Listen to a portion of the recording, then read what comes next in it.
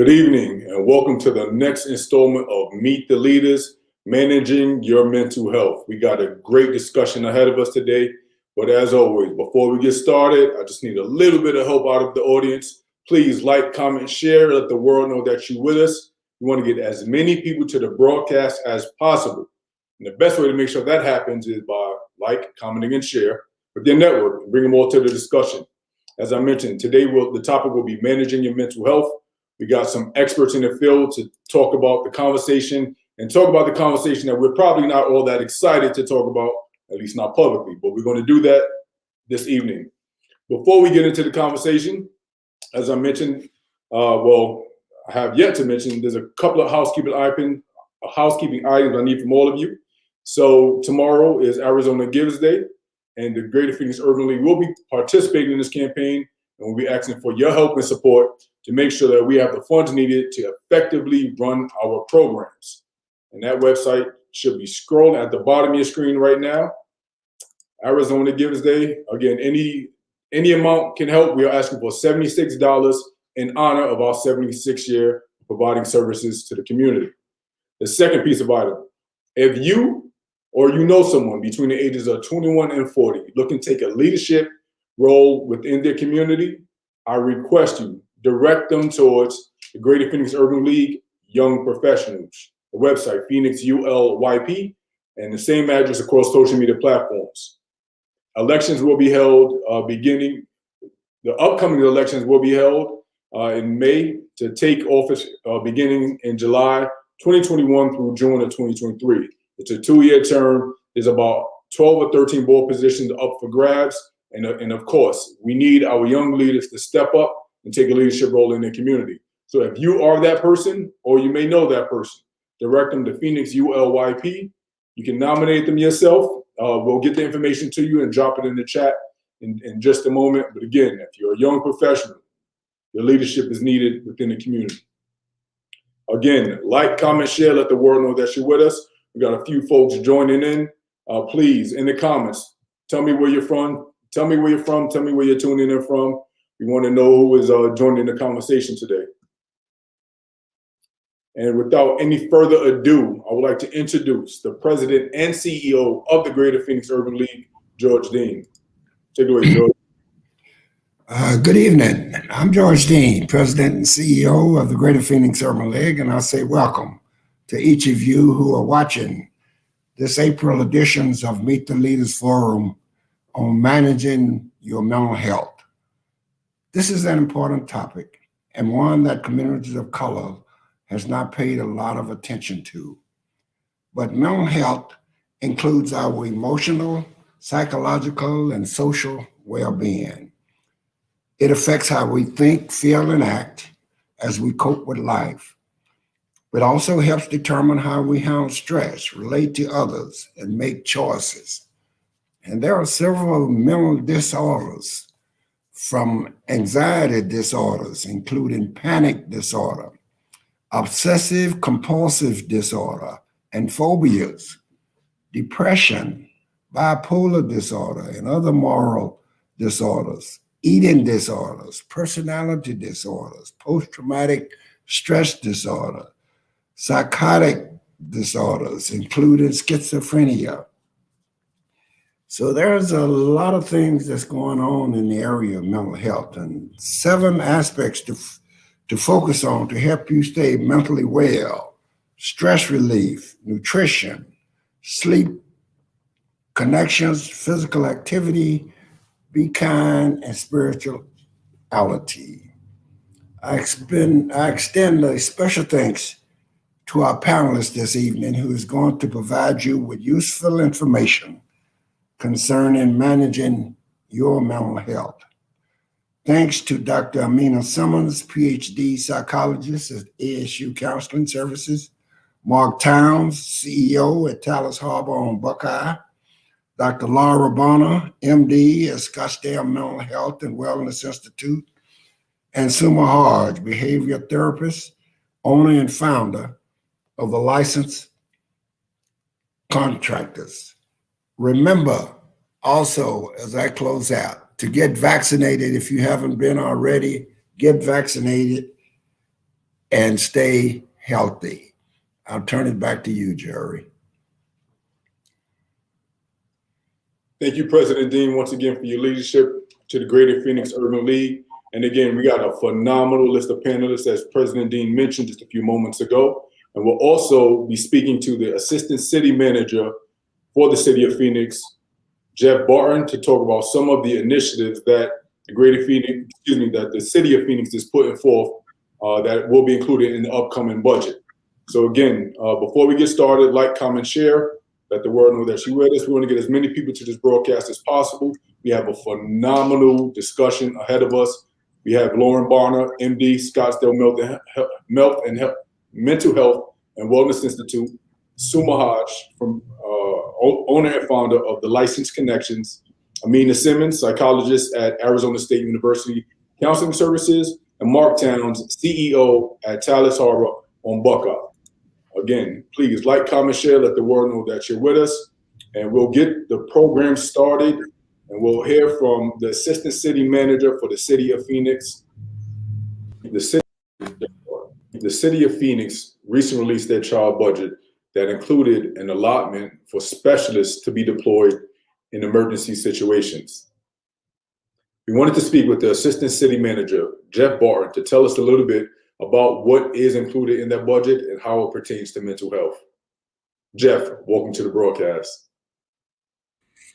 Sure, Jared. Again, first and foremost, thanks for having me on. I think the thing that we're most excited about this trial budget, number one, we actually, for the City of Phoenix, to be in a position of having a $153 million surplus in the midst of a pandemic, I think that speaks volumes of our ability to kind of, sustain and weather the storm that COVID has brought with it over the past 2 years. One of the things that we've been working on, we've been actually working at this for a couple of years now, is a alternate response to mental and behavioral health crisis in Phoenix. We've heard the community talk about this, numerous times in numerous events throughout the course of the last 2-3 years, that there needs to be an alternate way for our police officers or firefighters to respond, or for the city to respond for that matter. And so this budget provides us with an opportunity to do just that. And rather than starting from scratch, we're actually proposing that we, for the purposes of starting, we leverage an existing program that's been very thought of highly in the community. It's our Fire Community Assistance Program. And so we're going to basically build off of that program. And we've done some extensive research. We looked at about 8 other cities that operate similar programs. The most notable programs would be the Cahoots program out of Eugene, Oregon, and the STAR program that operates out of Denver. Those 2 programs, they're basically a model that allows caseworkers and behavioral health experts to respond to these mental and behavioral health calls rather than our police and firefighters, because they're ill-equipped to address those types of calls. So what this budget allows and it proposes is that we add $15 million to this program, and it would add about 130 city positions, which would allow us to add 10 crisis response units to our existing complement of crisis response. But over and above that, it also gives us an opportunity to create a public-private partnership to create 9 behavioral health response units. And those 9 behavioral health response units will have a mental health clinician in those vans that would ride along city staff to help, provide long-term services to our residents that have mental and behavioral health challenges.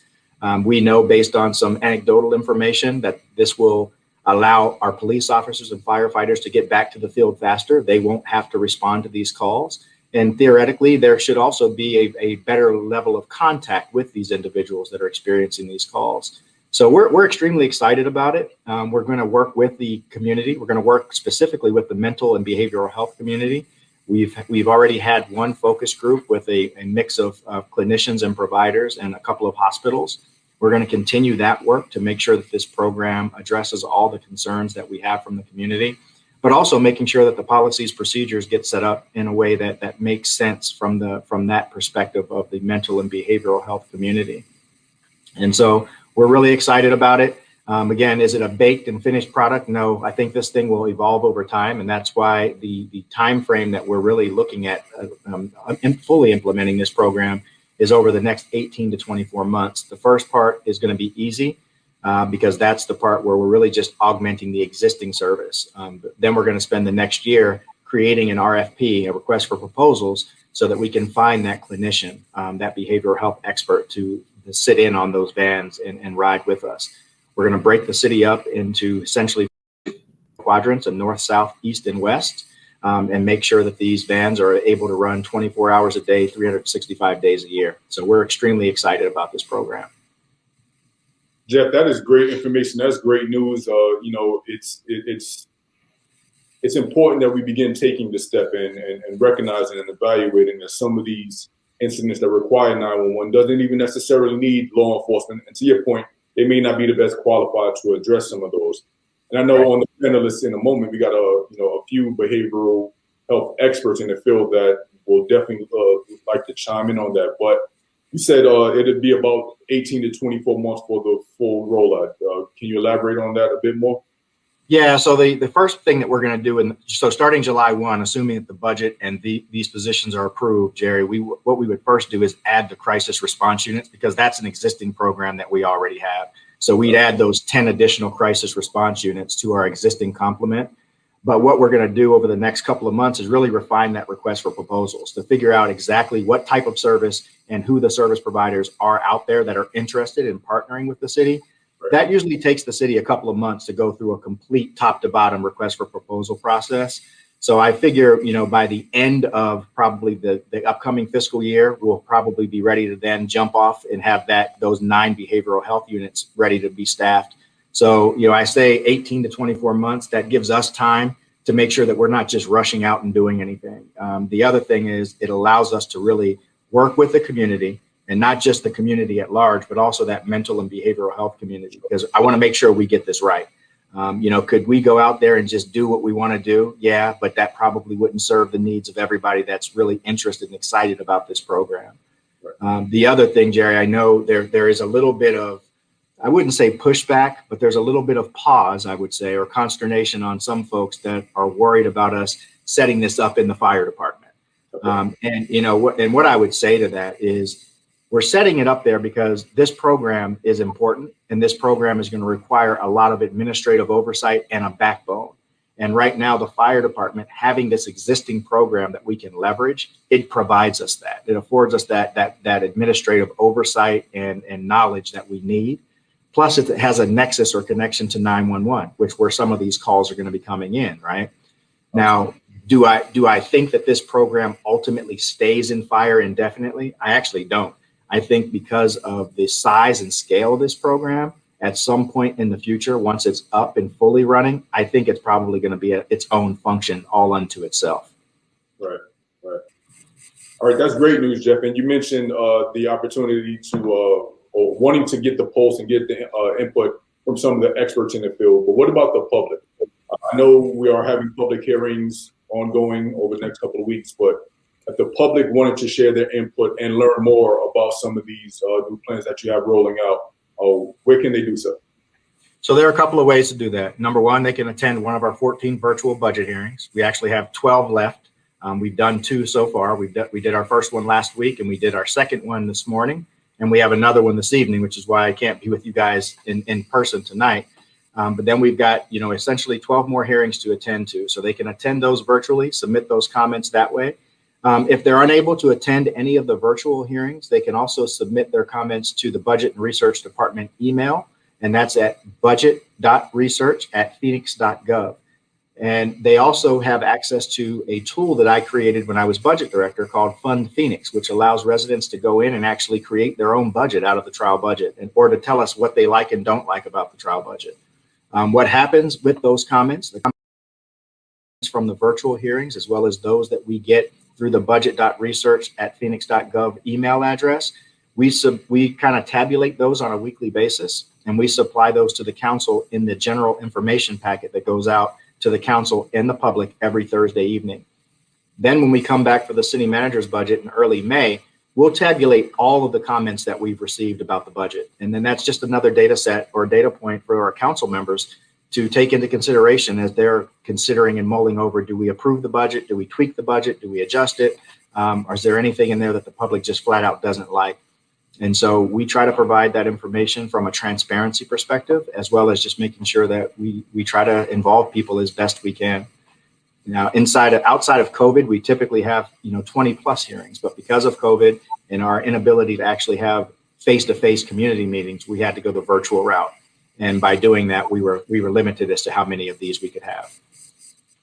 Right, Jeff. Well, again, thank you for your time. We know you have a busy day ahead of you. And sorry, let's do that over. Go my train of thought. Quadrants of north, south, east, and west, and make sure. Yes, that was Jeff Barton, Assistant City Manager for the City of Phoenix, joining us. That was a pre-recorded interview. These public hearings are happening ongoing, and we will be dropping information in the chat on how you can participate in one of the upcoming public hearings. And with the topic being mental health, we thought it was important to see what the City of Phoenix was doing to address some of these issues. I know over the past couple of months and even years, during 911 incidents, the police, fire are typically the ones who show up, but that may not always be those that are needed or best suited to address some of these emergency issues. The City of Phoenix has taken a look, they've heard from the public, and they've added some items within the budget to help address this concern. If you are looking to learn more about what's included in the city budget, there are public hearings ongoing. And again, we'll drop that in the link in the chat in a moment so you can learn firsthand what is in the budget and even give your input on how and what you feel about how they have allocated some of these funds. Without any further ado, we're going ahead and get started with today's program. And I would like to first introduce Lauren Bonner, MD, at Scottsdale Mental Health and Wellness Institute. Dr. Bonner, welcome to the program. Hello, thank you for having me. My name is Dr. Lauren Bonner. I am a medical doctor and I am a specialist in the field of psychiatry and geriatric psychiatry. I graduated from Southern Illinois University School of Medicine with honors, and I completed a geriatric fellowship in geriatric psychiatry at the University of Washington. I also most recently completed the Duke University Fellowship in transcranial magnetic stimulation. I am currently in private practice at Scottsdale Mental Health and Wellness Institute, and in private practice, I treat patients in a medical model in the fields of depression, bipolar disorder. I also treat patients with PTSD and other anxiety disorders. I treat patients with schizophrenia, ADHD, and I also treat patients with Alzheimer's disease and dementia. I've had the honor of actually being a researcher and participating in research to treat the illnesses that we call PTSD. I'm considered a specialist in Alzheimer's dementia, and I've published in various articles and chapters in Alzheimer's dementia, and I'm also published in terms of the field of treating depression as well. What I do currently, in addition to the private practice, is I also work as a hospital provider at Valley Hospital in Phoenix. And in Valley Hospital, I run the outpatient program. And in the outpatient program, we have an IOP or PHP program in which we treat patients from the age of 18 onward in terms of their illnesses. We address depression, bipolar disorder, schizophrenia. We also treat alcohol use disorders and other substance use disorders. We also treat people with personality disorders who are suffering. And last but not least, we work with patients who have chronic suicidal thoughts. So thank you so much. Dr. Bonner, we're excited to have you with us. I know it's going to be a phenomenal discussion. Look forward to your input in the discussion. Next, we would like to introduce Suma Hodge, behavioral therapist, and also the owner and founder of the Licensed Connections. Suma, welcome to the broadcast. Suma, you're on mute. Yeah. Hello, hi everybody. Thank you so much, Jerry, for having me today and this great opportunity to discuss one of my biggest passions, which is mental health. Again, my name is Suma Hodge. I am an LPC, which means I'm a licensed professional counselor independently in Arizona and Colorado. I'm a BHP, which is behavioral health professional, and a CCTP, which is a certified clinical trauma professional. My specialization is in substance use, serious mental illness, and especially trauma. I'm currently serve as the clinical director for our behavioral health company here in Arizona. And I'm also, again, as owner and the founder of the Licensed Connection, which is a behavioral health consultation company. It's what I consider a one-stop shop for all things clinical, with behavioral health group homes and outpatient programs. That means we help with behavioral health assessments, clinical supervision, clinical oversight, creating service plans, counseling services, documentation review, clinical audits, clinical training, and so much more. I also have my own small private practice. And a little bit about me, I am a huge advocate for mental health awareness, treatment through knowledge, understanding, and support in the urban community. I'm doing my best to break through the barriers and to break down the mental health disparities that we see here. So thank you so much for this opportunity and look forward to talking with you guys. And Suma, that was a mouthful, and hopefully we have enough time for you to truly explain what all of those letters behind your name. I will. We don't know, but we also need to mention Suma Hodge is also a member of our Young Professionals Auxiliary Organization, an alumni of the board as well, having served as parliamentarian as well as membership chair. Is that correct? Yes, 2 terms, 4 years. So again, we have to spend some time on this. I mentioned earlier that the YP board is holding elections in a moment. We are looking for you to chime in and tell them why it's important, why they should join that board. But pay attention to the chat. I'm sure people have comments and questions. Suma is your person to go ask questions to about this topic. Absolutely. If you guys have any question, what it's like to be on the board, what it's like to be a board member, or what it's like to just join YP as a whole, and what did I get out of it, please do not hesitate to reach out to me. I could definitely tell you so much about it. Got it. Thank you, Suma. Next, we would like to bring Amina Simmons, PhD, who is a psychologist at Arizona State University's Counseling Services. Amina, welcome to the broadcast. Hi, good evening, everyone. Thank you, Jerry, for asking me to participate and join my wonderful colleagues here today. My name is Dr. Amina Simmons, and I work at Counseling Services as an early career psychologist, which means I'm currently under supervision. I received my PhD in counseling psychology from the University of Miami, and I've been practicing therapy for about 7 years now in a variety of different settings, but I just love working with college students. They're in a great developmental place, and even though our work is typically short term, I see an abundance of growth with my students and feel so grateful they let me join on their journey. So thanks again for having me tonight. Thank you, Amina. And another point of reference, Amina is participating in our YP Connects leadership and mentorship program with Arizona State University, as well as our young professionals.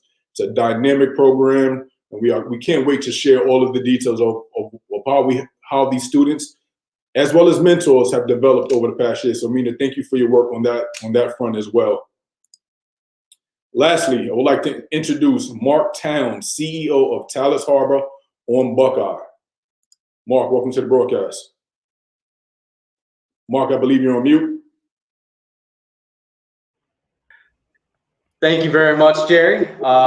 As Jerry mentioned, my name is Mark Towns, and I'm the CEO of Talas Harbor on Buckeye.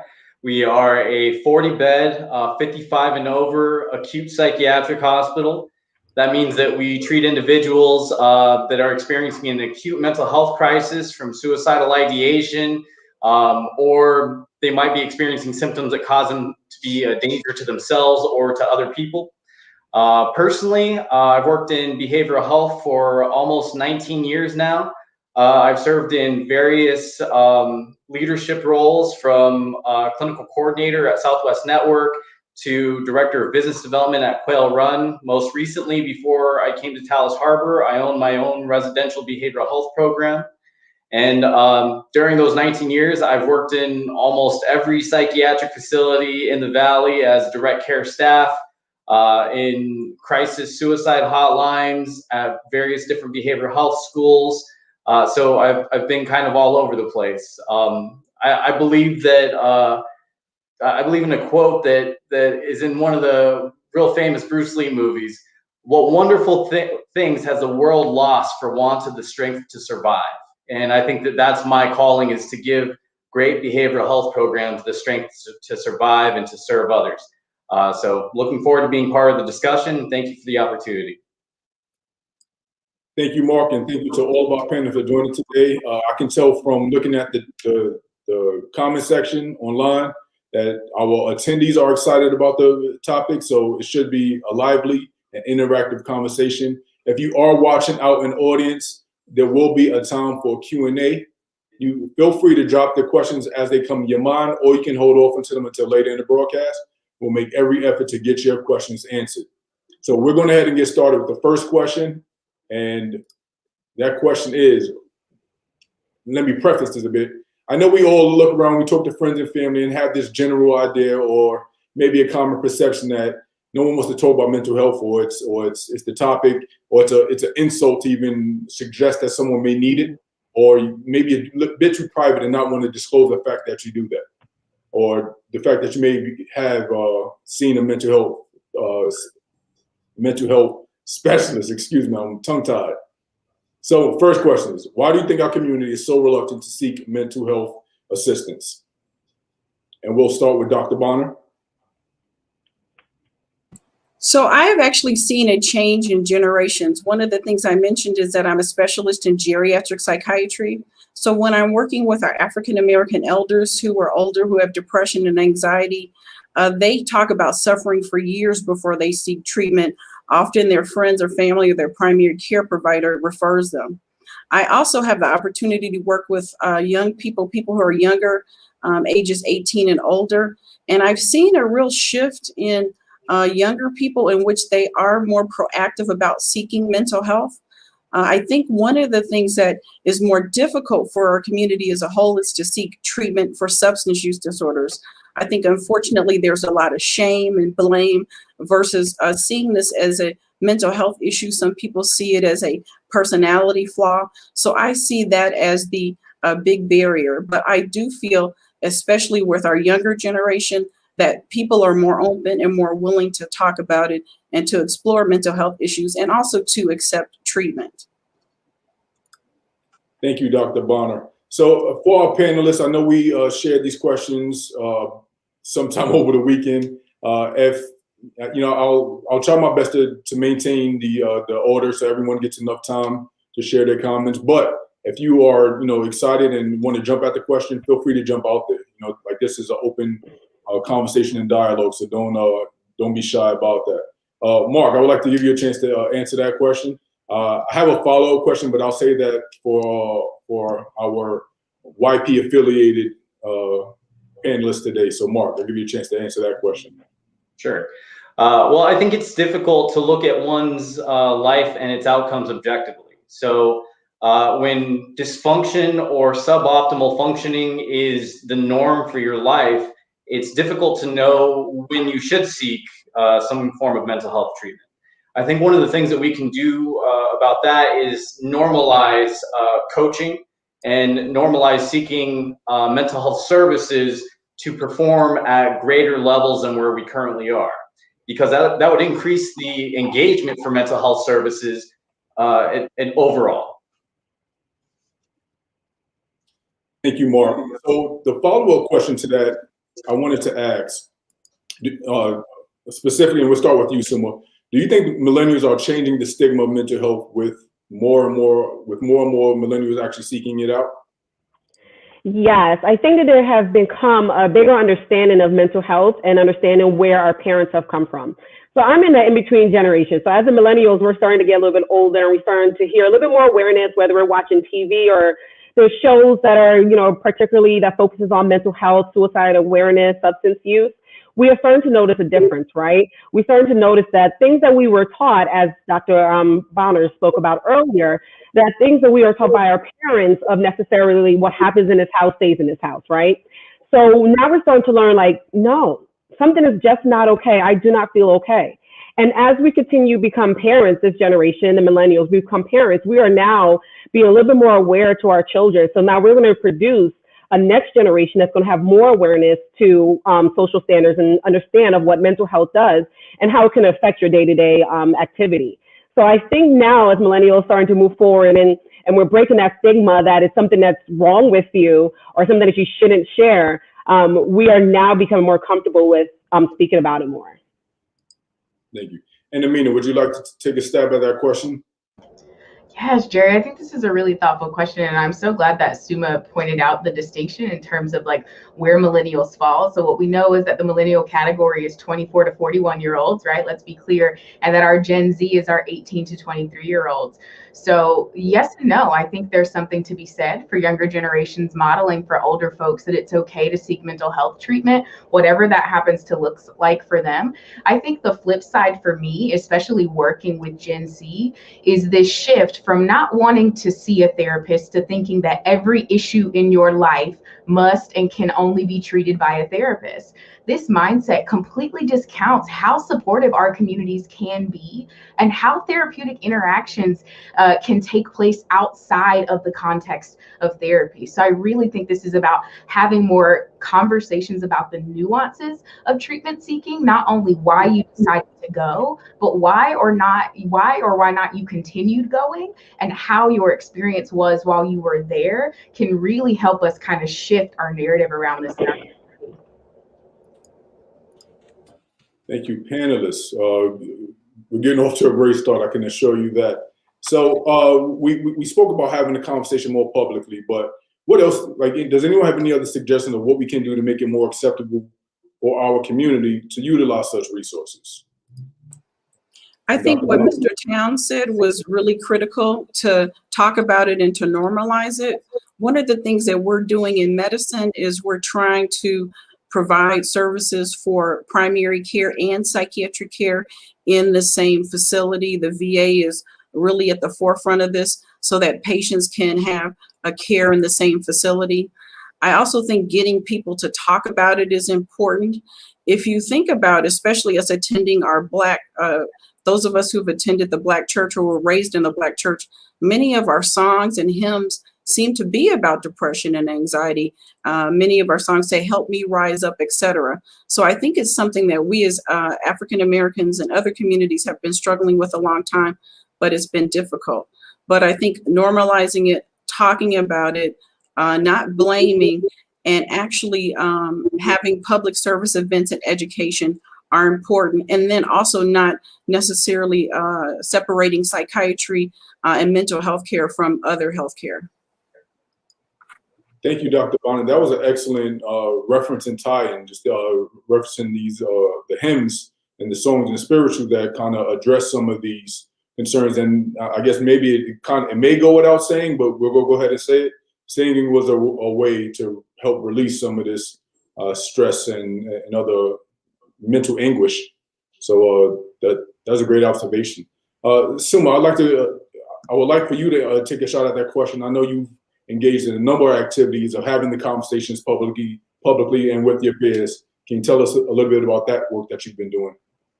Yeah, so I think that having opportunities like this to speak on panels where we're bringing more awareness to mental health, that is helping to connect with different community resources, right? We have different professionals that are sitting on this panel from all different types of walk of the mental health field, right? And sometimes we just don't know. We're not fully aware. So how do we create those opportunities? How do we create those spaces?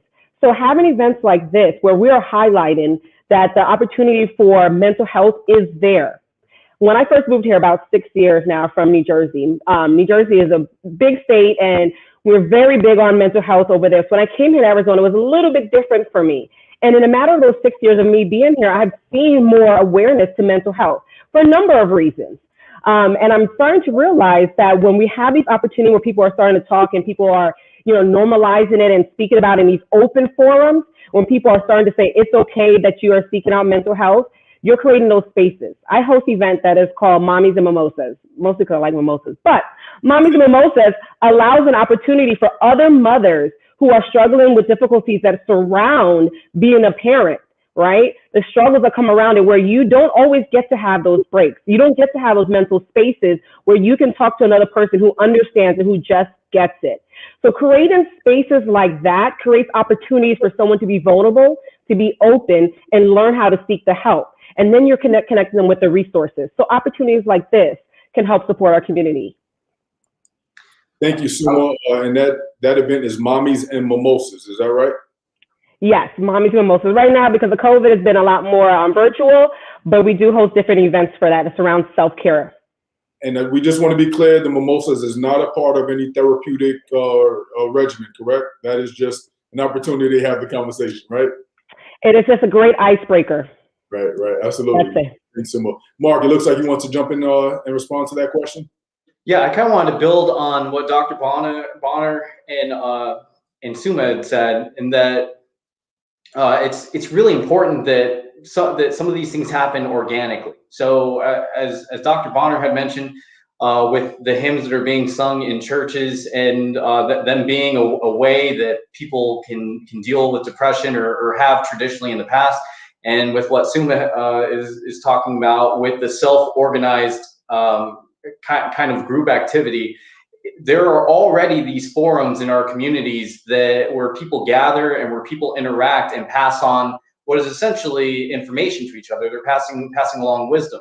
And so the more that mental health professionals can engage inside those spaces, the better, because it provides education on how to intervene, when a person should intervene, and coaching towards mental wellness. We shouldn't always just be focused on the pathological, on the illness, on the disease. We should also focus on how we can perform at greater levels and reaching and achieving our goals, because ultimately sometimes a goal is just something to aim at. And the more that you train and try and achieve that goal, the more you might see that there are some other parts of your life that you need to work on, and some parts of your personality that you might need to improve, or there may be some things that you can't do anything about but learn how to cope and live with, and that's all part of the path of seeking that goal. Thank you so much. Now, Dr. Simmons, before we get on to the next question, just wanted to see if you wanted an opportunity to chime in on that. No pressure at all. I completely co-sign what has been said. We need to be in the community spaces going to them, not making folks come to us. Absolutely. So we will move on to the next question. And this, I would like to start with Ms. Hodge. What are some signs that one should look out for to indicate a loved one may be struggling with some mental health issues? So one of the main things I would say pre-COVID was definitely isolation. That was one of the main signs when someone is struggling with dealing with mental health. Another sign that I would recommend to take an eye on and to keep a look at is looking at people who were doing activities prior that once brought them joy, that is no longer bringing them joy. When they were interacting with individuals, or they had a hobby, or they had things that they were participating in, is to pay close attention to those changes, those subtle movements in an individual. Other things that I would say to keep in mind on is when they're starting to keep to themselves more, when you find that they are not as responsive to emails, responsive to text messages or phone calls, and tone of voice plays a huge role in that. That's one of the signs that I would say recommend to keep an eye on, especially during this COVID time, even more so that connection via Zoom, via phone calls is important. When you're not having those kind of connections, you should keep an eye on those things for individuals. I don't want to take all of them because I know we have a couple other professionals. So those are the ones I would say top first. Thank you so much. And you're absolutely right. We do have a plethora of expertise on this panel, and definitely want to give everyone an opportunity to chime in.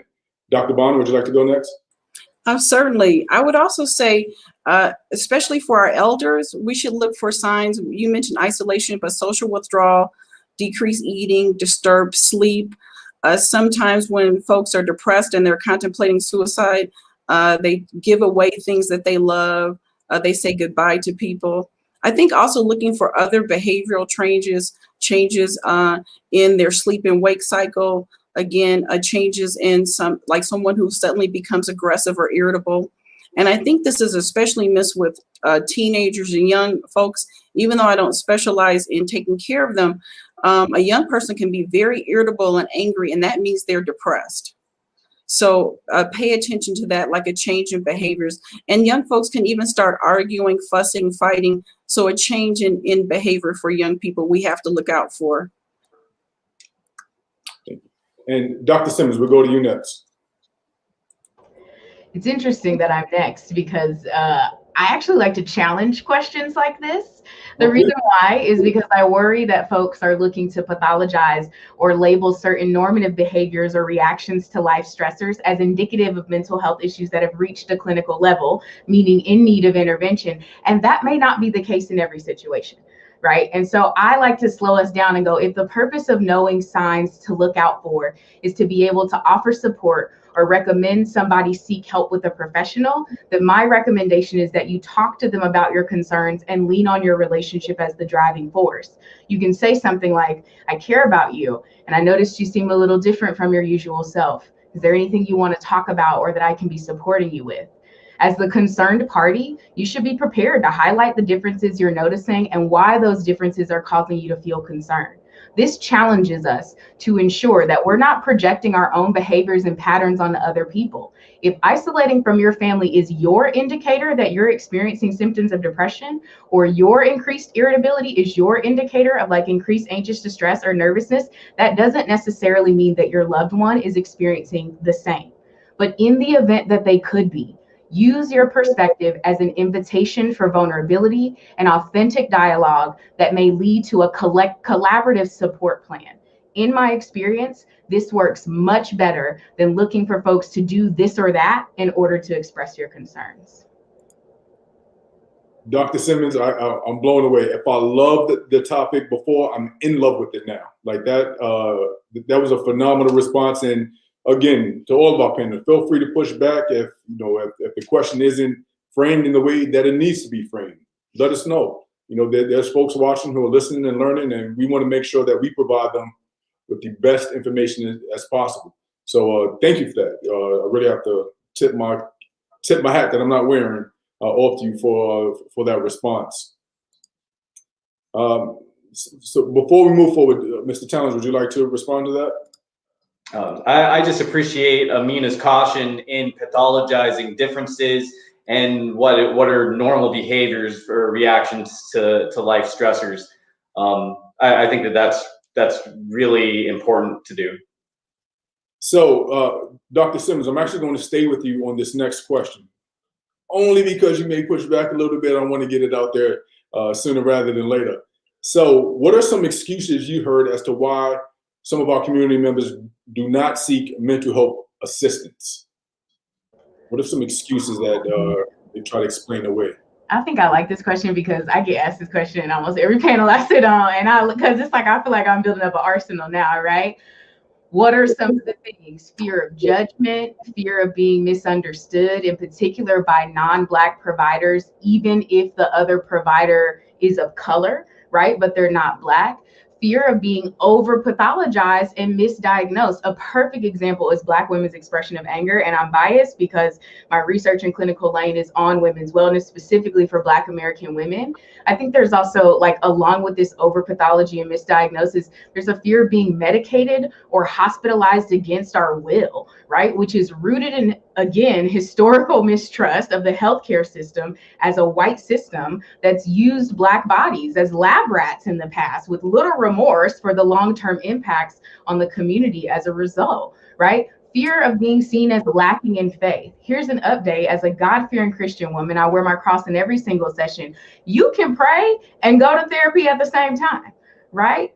Therapy is inaccessible and unaffordable, right? Like, another reason people don't go. And then a lot of confusion about how therapy works and what to expect when we get there. Thank you much.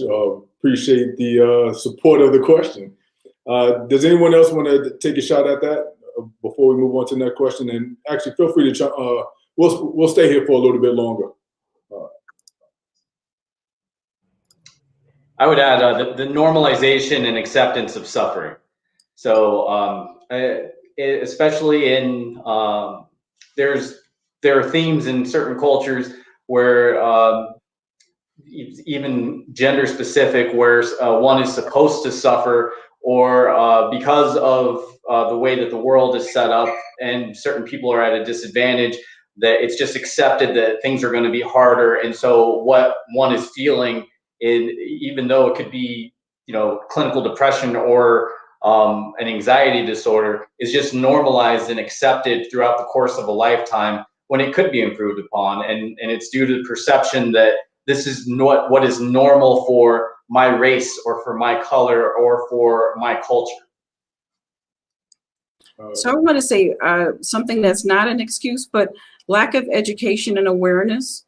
So when I talk to patients and parents and family members, especially of people who have PTSD or schizophrenia, sometimes they just are unaware of the seriousness of the nature of their own symptoms, and also a family is unaware. So I think also sometimes too, it's not necessarily an excuse, it's a lack of awareness, and also a lack of awareness that there are effective treatments that can help, that aren't necessarily medical treatment or medically based treatment. There are therapy, support group, etc., that can also help patients. So again, I wouldn't say so much excuses. I would say lack of awareness and lack of education. Thank you much. So I actually wanted to follow up on two things. So first, Mr. Towns mentioned the history and society, and speaking as a Black man, it is absolutely, or at least growing up, it's been frowned upon for someone like myself to show emotion, or it's expected to have a troubled day and just be able to and have the responsibility of bouncing back or driving forward or just continuing on without taking a moment just to recognize that I'm in a bad spot at this moment, even if that's not the best language to use. But it's even acknowledging that it's okay to have a rough go of it for a period of time, whether it's weeks, months, or years. So I can tell you from my experience, that has definitely been something that I've dealt with personally. So and I'm sure many of my peers have as well. I did want to take a moment to pivot on something that Dr. Bonner mentioned, and it was the individual looking at themselves and the education, knowing that what some of these challenges are, what are you facing, they are fairly normal. So if someone feels the need that they themselves need to seek a mental health professional, what can they do? Like, what suggestions do you have, or how they share that information with some of their family members? How they should, what, can you repeat that? How they should do what? How would you explain to a family member or a significant other? So for those in the audience, this is from their perspective. How should they explain to a family member or a significant other that they want to see a therapist? Again, that's a generational thing. So it depends on resources in your age. I think there are a couple of things that you could do. You could reach out to, if you're closer to your mother, your father, talk to your parents. If you have an older sibling, you can talk to your sibling. You can also talk to your pastor. There are other things you can do. There's the crisis text line, that's 741-741. You can text hello to talk to someone. We also have a local impact crisis hotline, which is 480-784-1500, and say hello.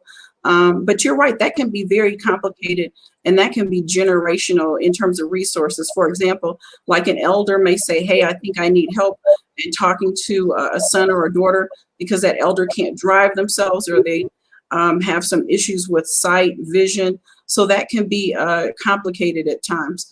But I think an honest conversation with the family, and also reaching out to other providers, like I mentioned, the crisis tech line, but especially in the African American community, reaching out to pastor and pastor's spouse, could be a wife or a husband, can also help, and reaching out to people you trust. For example, in our church, the choir director, etc., can also help as well if family is resistant. I think it's hard in terms of youth, if youth want help, but teachers can help, guidance counselors, etc. And I know talking to my teacher colleagues, it's been very difficult for them to identify students that need help with Zoom class, etc. So I think there are different ways to reach out and to start the conversation. And then there are numbers and places that you can call. And unfortunately, I don't know of any specific resources just for African Americans, but the crisis text line, 741-741, is national, and anybody can call that crisis number. Thank you, Dr. Bonner. And that is 741-741. You can text a hello to 741-741. You can also text NAMI to that number, NAMI. There's also the National Suicide Hotline. Even if you're not suicidal, you can call them for resources, and that's 1-800-273-8255. So I know those numbers by heart, and I give those to every patient. So you can reach out and talk. And even as providers, or if we have questions, I can call them and say, hey, I've got this patient. Can you help me locally? And I mentioned the Impact Crisis Line, which is 480-784-1500 as well. So even as a provider or a parent or a neighbor of someone, you can say, hey, I'd like to help this person. You can reach out to these numbers, and they can provide you help and assistance. Thank you, Dr. Bonner. And for those watching in the audience, we will get that information included in the comment section. So even after the broadcast, if you want to check back in, maybe it doesn't get posted during the live broadcast, but you can always come back to the respective feed that you're watching this on right now, and that information will be included in the comments and or in the program summary. So we'll definitely make those resources available to you. Dr. Simmons, I believe you wanted to answer that question.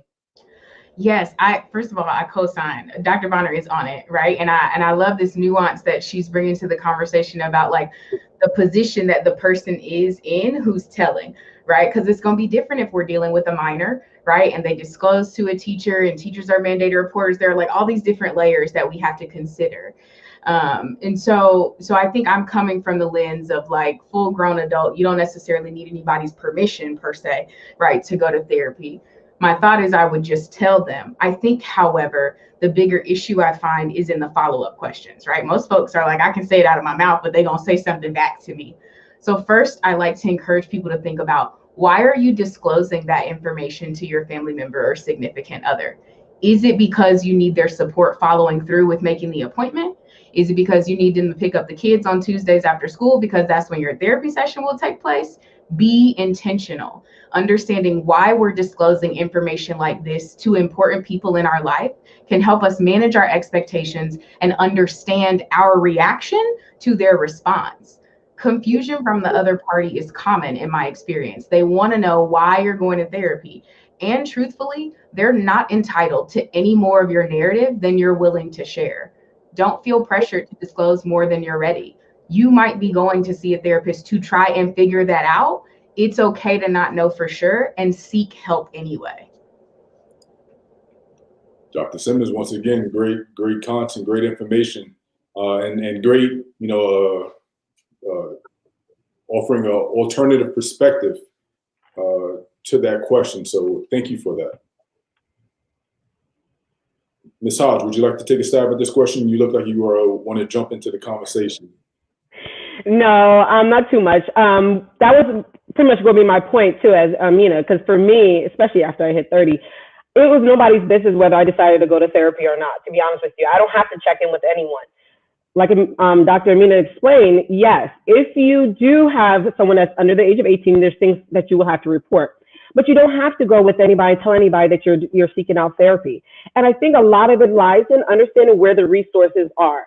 Where do you find someone that looks like you? That was one of the big things that why I wanted to go into mental health in the first place, is that I wanted to support and help individuals who look like me. So I am a part of a Facebook group out here in Arizona, which is for Black therapists of AZ. And we have a long, ample list of Black therapists throughout Arizona as a whole. We're talking from Tucson to Maricopa, everywhere here. So being able to find those resources. So when you have individuals that are seeking out mental health and they're coming to you and saying, yes, I do need some help, I want to get connected, reach out. There are a lot of different individuals, whether you're going through your PCP or whether you have someone that's on this call right here who can connect you with different resources. So I think that is the other issue that we have coming along with it when we're saying that, we want to seek therapy, we want to do this.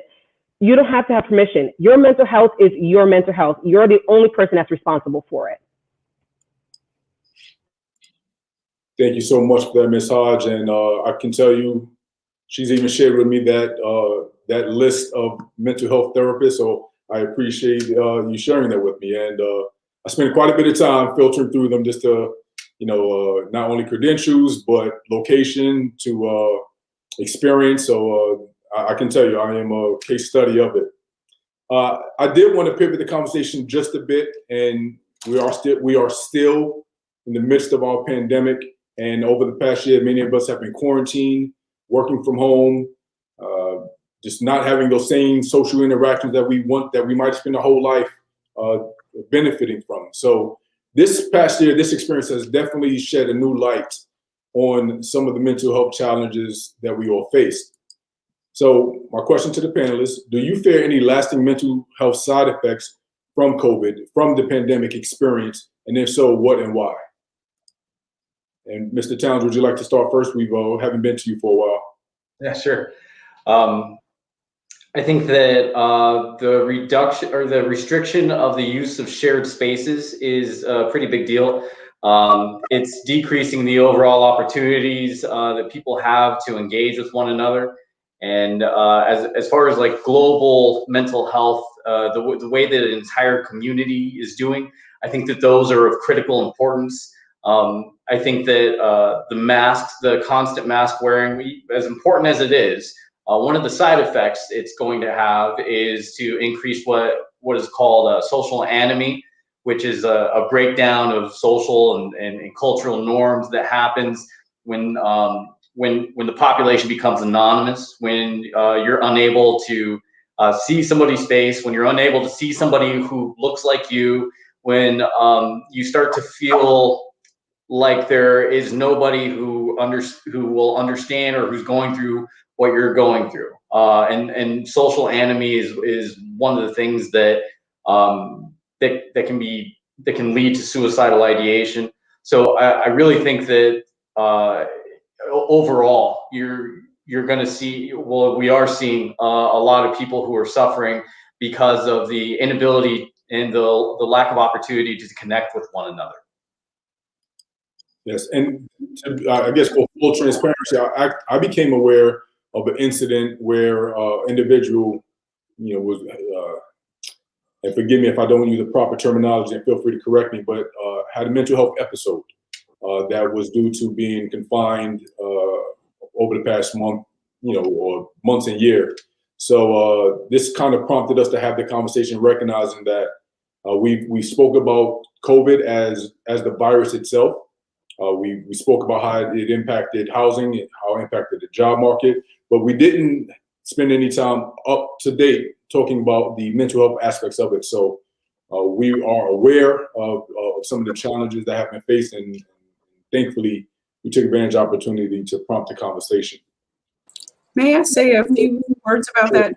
So the CDC, the National Institute of Health, have published, and also if you look at Johns Hopkins website, there have been a series of papers that have been published that have shown since COVID, as Americans, again, these are adults, not kid studies, and this is both genders, or all genders, and all ethnic groups, everybody had an increase in depression and anxiety. And one of the shocking things was an increase, especially in younger people between 18 and 25, in the thoughts since COVID of suicidal ideation. So what they did was they compared the data before COVID and the data since COVID, because we're not over it. And there was definitely an increase in depression, anxiety, and suicidal thoughts. And I will say in my private practice, I've seen an exacerbation because of COVID in terms of chronic mental illness, but I've seen a lot of new onset anxiety, PTSD, true post-traumatic stress disorder. I've also seen new onset depression and substance use. That's been really crippling for my patients. And Dr. Simmons, I know you wanted to jump in on that as well. Yeah, I appreciate what Dr. Bonner is saying, because that was actually part of what I was thinking in terms of like lasting, in the sense that I know intimately because of my work that stress-related diseases are real, and they usually emerge as a result of chronic stress. And I can't imagine what has been more chronic other than this pandemic, right? So like, to the extent that some folks will be recovering, right? Like recovery is what happens when we cope with a stressor. You could say from how the pandemic shifted their whole situation, from jobs and basic needs to feeling comfortable asking for in-person support for different life tasks. Yeah, there will be some residual effects. But when I say Black people are so resilient, that is why I'm committed to doing research and clinical work in partnership with my community, because our resilience in the midst of chronic stress baffles researchers across disciplines, so much so that I think we're often left to just figure it out on our own because we don't align with the current standards or diagnostic criteria that warrant quality care or treatment. But that's like telling Black people, well, since y'all survived racism and slavery, now you have to fix it. Nope. That the responsibility needs to be put back on the systems and institutions to be more intentional and thoughtful about understanding Black folks' experiences in order to provide better quality service and care for us. The audience can't see this, but I will tell you, when each of the panelists have responded, the other panelists who weren't responding were nodding their head in affirmation of what was being said. So I love to see this continued support and knowing that whatever's being shared must be hitting the nail on the head. So we just want to share that behind the scenes information with the audience. Ms. Hodge, you also want to respond to that? Yes. So I think one of the biggest things that's going to happen, especially after this pandemic, there's been a lot of losses in regards to jobs, a lot of losses in regards to family members. There's been so many different changes that have happened to us. The biggest thing being the loss of jobs right now, right? So that's having the inability to have access to appropriate healthcare, right? How to get to have individual counseling, group counseling, seeking assistance for any of your mental health struggles or medication in some cases, right? Because how can you get your medication if necessary if you do not have a job, if you don't have insurance? So those are things that are probably going to be the long lasting, that's going to be most difficult that we're going to see as we're continuing to move forward after this pandemic and adjusting to this. And because of the changes that have happened to a lot of mental health, to a lot of families, divorce rate has skyrocketed, right? Domestic violence has skyrocketed during this pandemic, right? So when you're seeing those effects and how they've been challenging for the family members, these are changes to families that are going to be impactful for the rest of lives in some cases, right? So the pandemic is leaving a lot of mental health strain. So being able to connect with resources as much as possible that are going to meet needs that are not always going to be financially founded. So it's not somewhere you're going to have to put up money or somewhere where you're going to have to use insurance. But creating those healthy resources like Dr. Bonner spoke of earlier, and utilizing those sources so that you can be able to get mental health help as soon as possible. Thank you, Ms. Hodge. Now, if you are watching out in the audience, thank you, Ms. Hodge, for that response. If you are watching out in the audience, we are going to come to the audience Q&As in just a moment. We have one more prepared question, and then we'll pivot over to the audience questions. So I know I saw a couple in the comment section, but if you have something on your mind, if you have a question that's been lingering, you want to get it answered, now is the time to drop it in the comment section. We have just a few more minutes for the prepared questions, and then we'll go over to the audience questions. So if you got a question, burning a hole in your pocket, drop it now, and we'll be happy to answer that. And I would like a response from each of the panelists on this last question. Outside of seeing a professional, what steps can each of us take to regularly maintain our mental health and fitness? And we'll start with Dr. Bonner. Well, it's interesting. We talk about medications, and I'm a medical doctor, but one of the basic things you can do is take care of yourself. So get enough sleep. We don't get enough sleep. Increase our servings of vegetables and fruit, honestly. Decrease our intake of excessive fatty foods. The other thing we can do is just walk a little bit, a couple of minutes a day. One of the other things we can do is connect and communicate. That really makes a huge difference. So even if it's a Zoom meeting or a phone call or a text message, to stay connected. Another thing that I think is important is also religious practices. So whatever religious practice you have, make sure that you're active in your church or your organization. And again, in the time of COVID, that doesn't mean in person, but it means that you can do that through a Zoom call. You can do some Bible reading. You can do some biblical scriptures, et cetera, to support yourself.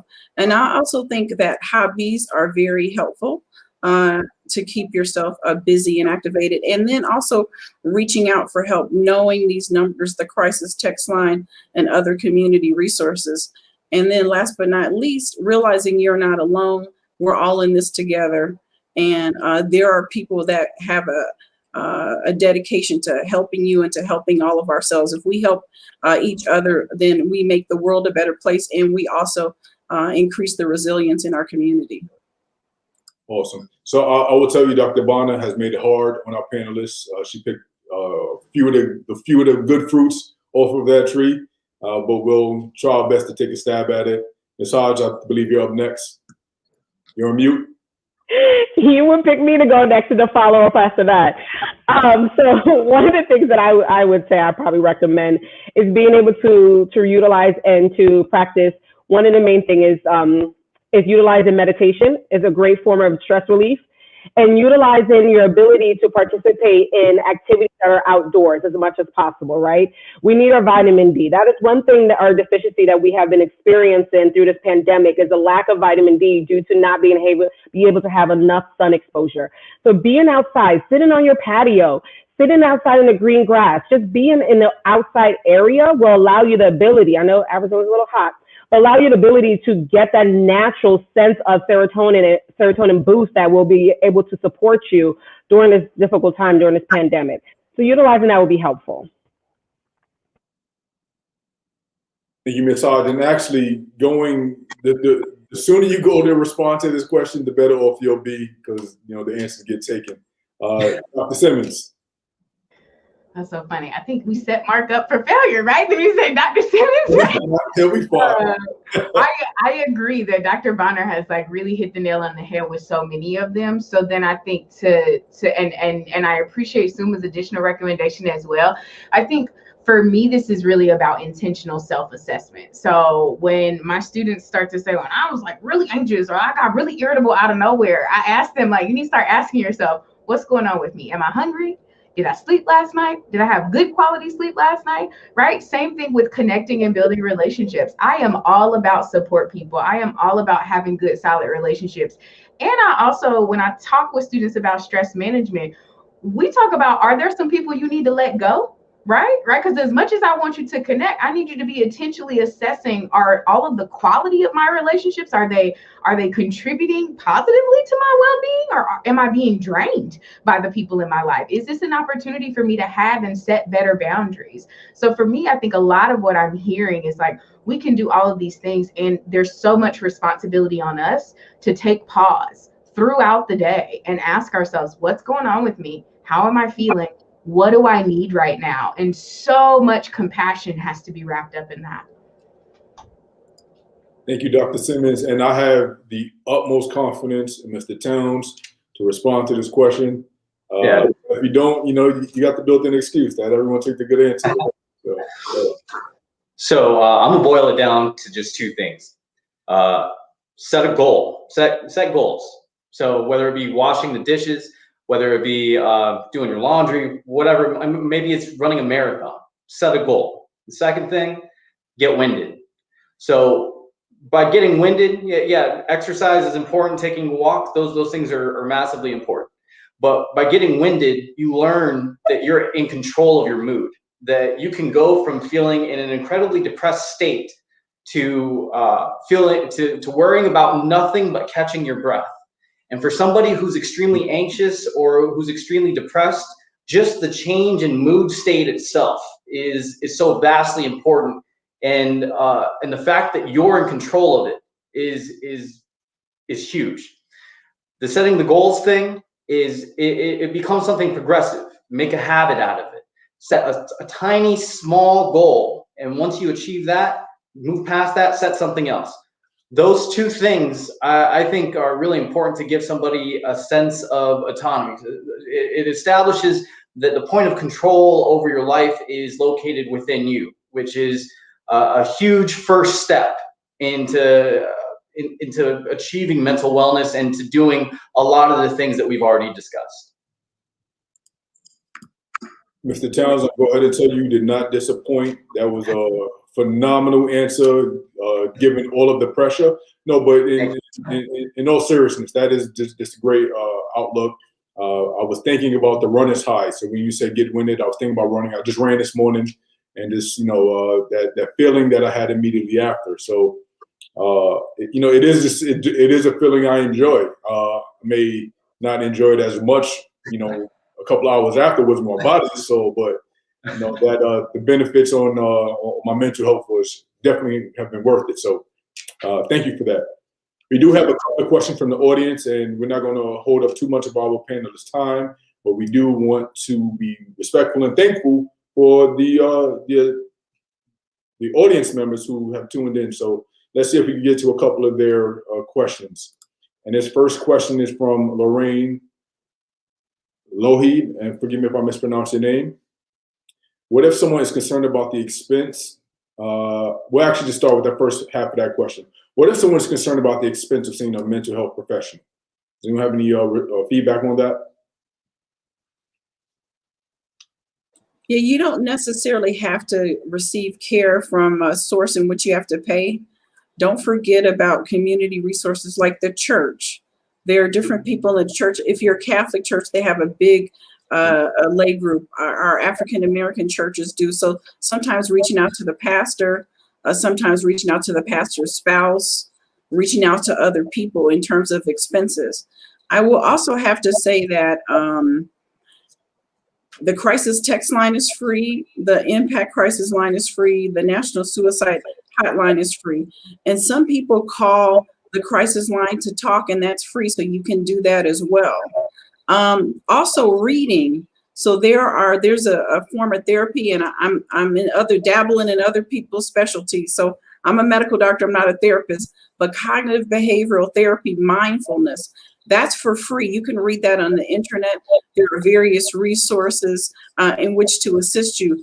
And so cost, especially at the beginning, should be no object. And the state of Arizona, for people who are seriously mentally ill, has an excellent program. And I used to take care of patients in that program who need expensive medications and treatment. Thank you so much, Dr. Bonner. Does anyone else want to respond to that question? It's regarding the cost and expense. Mr. Towns? Yeah, I would say that there's a lot of ways on social media to connect with other people. So, you know, rely on the Zoomers and the millennials, because whatever you're going through, they got a Facebook group for it. And so in dealing with the shame and the challenges that pride brings, it's really important to seek out other people that are experiencing something similar, so that you understand that it's something that other people are going through, that they're going to have some of the similar reactions and similar emotions that you're feeling to it. And I think that can reduce the barriers to seeking outside treatment. Thank you so much. Dr. Simmons? I really appreciate what Mark and Dr. Bonner have shared so far. I really like to give my students, and I think this is a part of like the developmental level I'm working with, because for many of them, they're setting up their doctor's appointments for the first time on their own. One, we talk about how to do a benefits inquiry with your insurance company. So a common misconception is like, I can't afford it. Well, you don't know if you haven't called your insurance company, and you don't know what your benefits are, and you don't know what your copay is. And maybe it's actually more affordable than you think. As far as I'm aware, at least as of right now, unless something has changed, the state of Arizona, they're waiving all the copays for telehealth therapy. Now is a great time to use your insurance to find a therapist, right? The other thing I talk to my students about is something called a sliding scale. And that's the language I encourage them to use when they do phone consultations with potential clinicians. I worked in a community clinic in Miami where our sliding scale was a piece of paper, and I would hand it to a client during a first meeting, and I would say, tell me where your income falls on the scale. And then it tells us, there's a specific formula of how much they're going to pay based on where their income falls.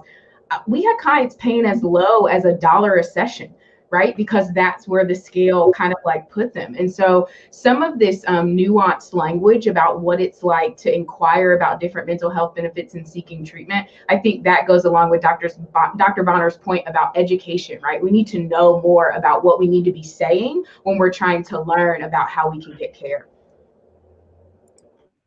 Thank you so much. We have, again, we have just a few more moments, and we will give up. I just want to jump in real quick before we jump to the next question. One sec, just let me make this quick announcement. If you do have a question, now is the time to drop it into the comment section. We are about to wrap up shortly. We are going to afford each of our panelists an opportunity to give some closing thoughts. Go ahead, Ms. Hodge. So one thing that I do want to recommend is to utilize what we call EAP. EAP is Employee Assistant Program. That program is specifically designed for individuals who are seeking out mental health assistance without any copay or any payment at all. So if you're wondering if your company has EAP, Employee Assistant Program, seek out to your Human Resources Director and see if they have. And if not, highly recommend that they do.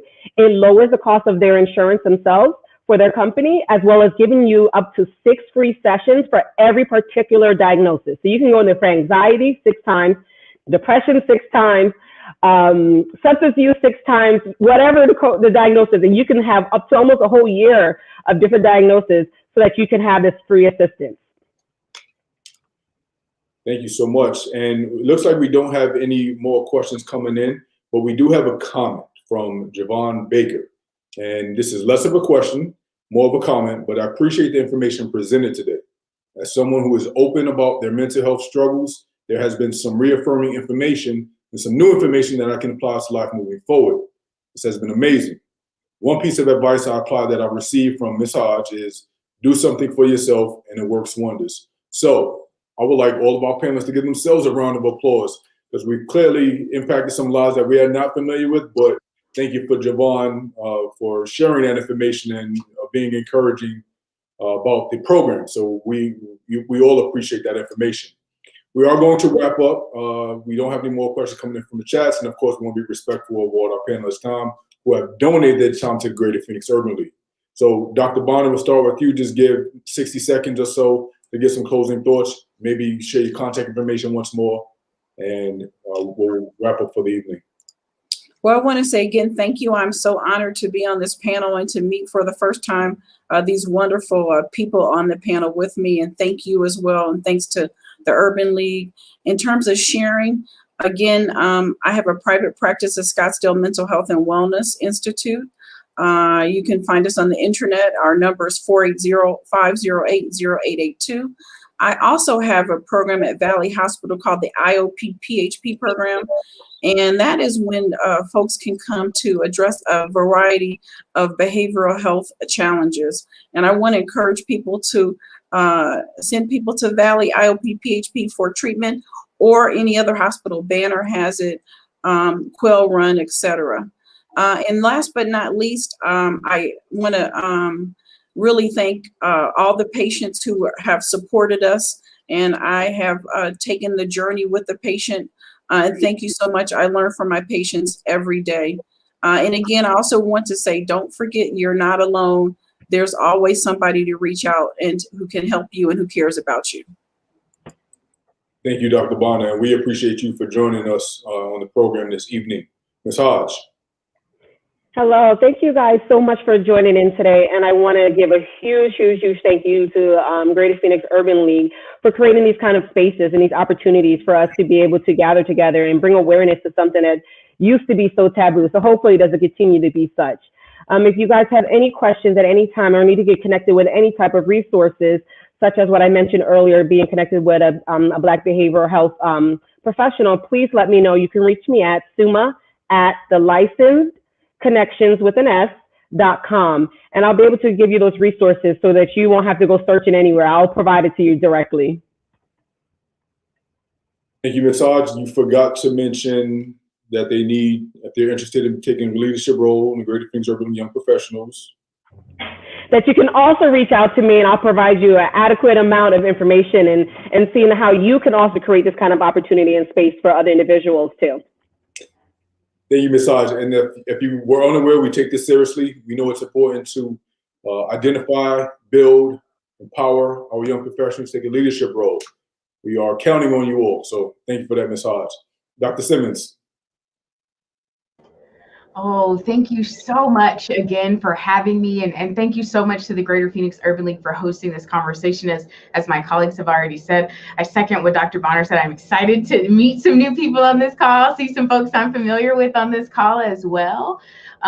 Since I work within the counseling center at ASU, it's a little bit harder, right? I don't take direct referrals. I'm not in private practice in the community. So you're welcome to contact me to say, hey, Dr. Simmons, is there a link I can have? My email address is amina.simmons@asu.edu. It's pretty easy to remember because it's first name dot last name. If someone watching on this call has a ASU student who they think could benefit from receiving services at our counseling center, I encourage your students to use their My Health portal to set up something we call a telehealth IC appointment. It's an initial consultation. They can also call us on the phone to set that up. I always encourage students to ask for what they need. So if they want a Black counselor, ask for a Black counselor. If they want to meet with Dr. Simmons by name, ask for me my name, and my colleagues know to figure out a way to get that student to me. Thank you, Dr. Simmons. Again, don't be afraid to ask for what you want. It's perfectly acceptable to identify the race, gender, or any other pertinent information that would best benefit you and your experience. So be encouraged to do so. Last but not least, Mr. Towns.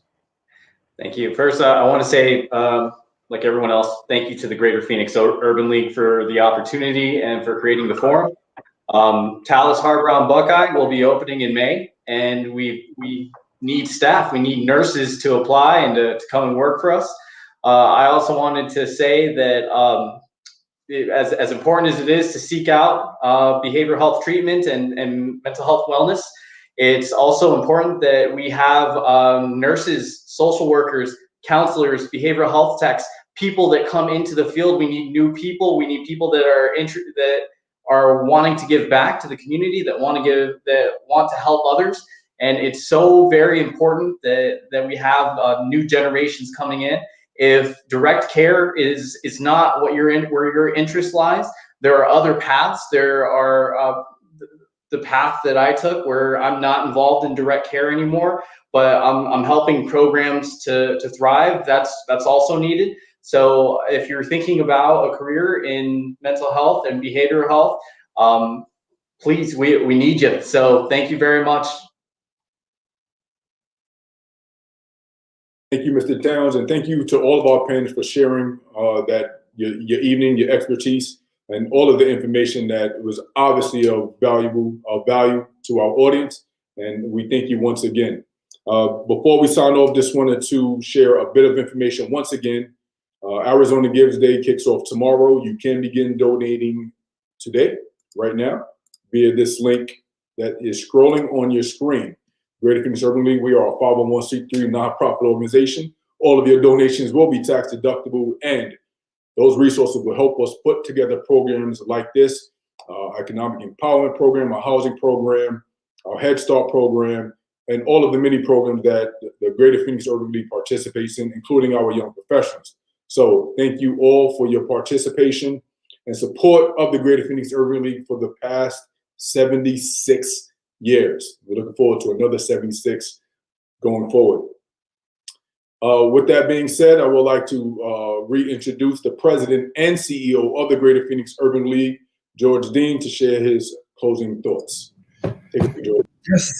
Just to say a very, very, very special thanks to our panelists, Dr. Simmons, Mark Towns, Dr. Lauren Bonner, and Suma Hodge.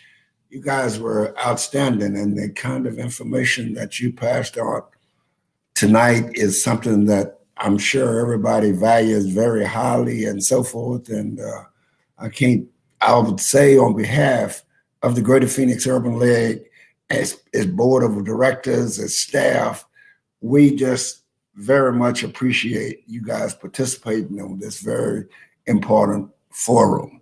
In fact, the thought just occurred to me as I'm talking to you that I'm going to make all of you going to be members of the Greater Phoenix Urban League. All you pound members, you did such an outstanding job.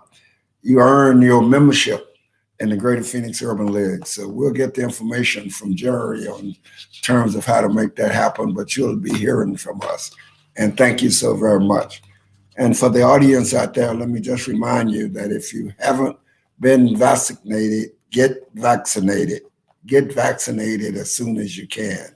It's important, and we want you to stay healthy, to stay safe, and have a great week.